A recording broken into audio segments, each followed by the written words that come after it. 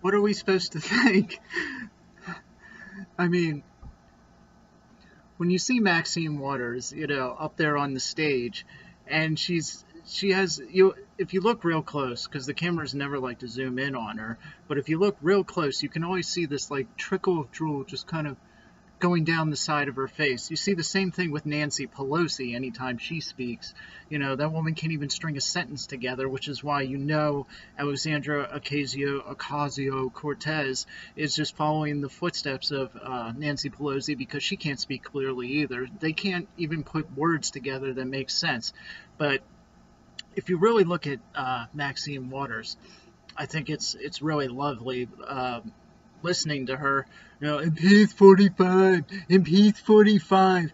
This is why I think that the whole Democratic Party has syphilis. I think it's pretty obvious. If you read the symptoms of syphilis, it starts out as this general irritation at people around you because something's not right, and then it kind of moves on to its other worsening symptoms. And the progression of that is irrationality, irritability, the inability to control urination or just drooling.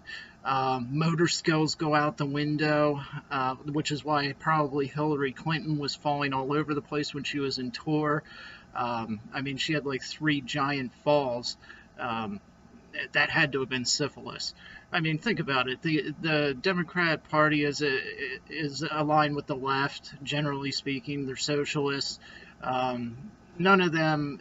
They all embrace this moral relativism, that whatever sexual proclivity that you love, and that you're born, that they think you're born with, you should just embrace it.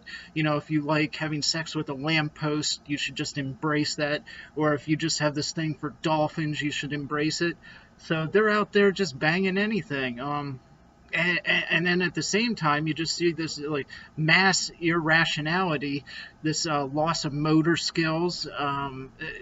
Plastic face Nancy Pelosi can't string a sentence together.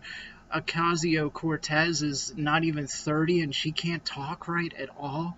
Like, she can barely speak English and she knows the language. No wonder she didn't want any press there at that briefing or whatever that thing was. I don't even know, but she banned the press.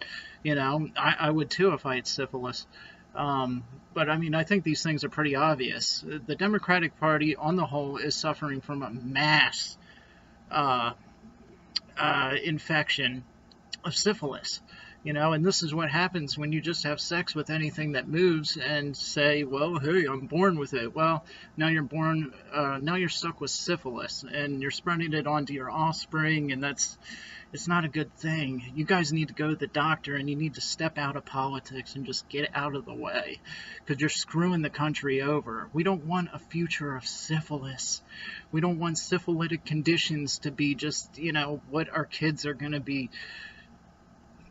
Just imagine your child drooling at the mouth as he tries to eat his macaroni and cheese because you gave him syphilis, because you were a Democrat. It's not a good look. So, if you don't want syphilis, walk away.